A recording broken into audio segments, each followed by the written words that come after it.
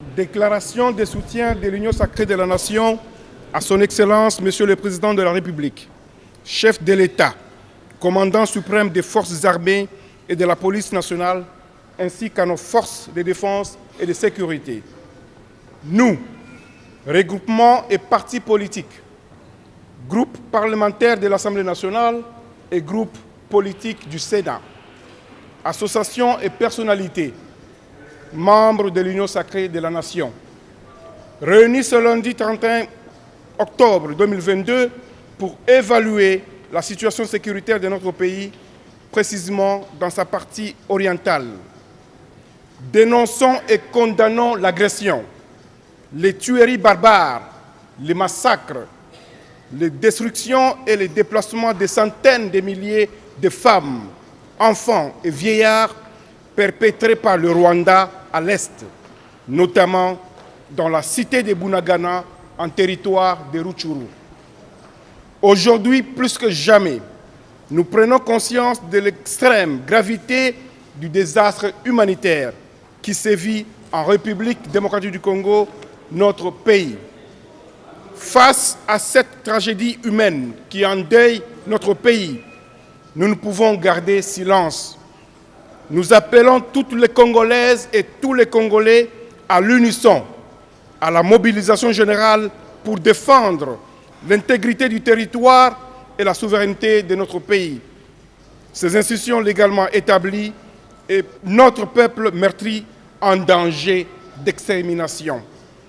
La persistance des atrocités que fait subir le Rwanda et ses complices à nos populations, en violation flagrante des principes fondamentaux du droit international affirmé par la Charte de l'ONU et l'acte constitutif de l'Union africaine sous le regard indifférent de la communauté internationale est intolérable.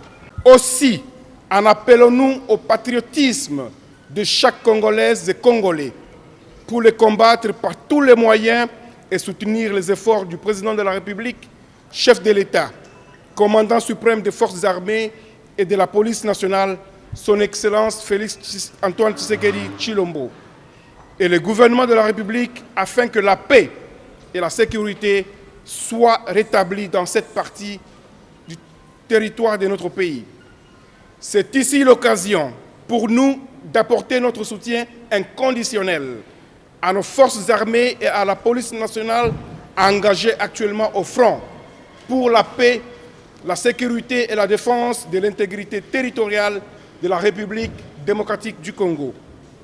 Pour mémoire, la République démocratique du Congo n'a jamais agressé un pays voisin. Rien donc de factuel ni de juridique ne peut expliquer ou justifier l'agression du Rwanda contre notre pays. Nous exigeons du Rwanda le retrait immédiat et sans condition de ses troupes actuellement dans notre pays.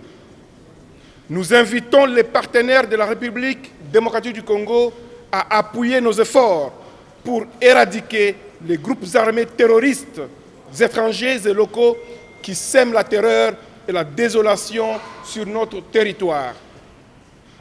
De même, nous demandons aux Nations Unies de trouver des lieux d'asile alternatifs aux étrangers accueillis et de bonne foi par la République démocratique du Congo sur notre territoire et qui, par la suite, se sont transformés en bourreaux contre son peuple. Peuple congolais, face à l'irrépressible volonté du Rwanda d'entretenir l'instabilité à l'est de notre pays, pour des raisons hégémoniques, notre détermination reste totale et nous vaincrons. C'est donc avec notre appui sincère et notre loyal accompagnement que le Président de la République, chef de l'État, son Excellence Félix Antoine Tshisekedi Tshilombo, viendra à bout de cette agression. Que vive la République démocratique du Congo, fait à Kinshasa le 31 octobre 2022. Nous vous remercions.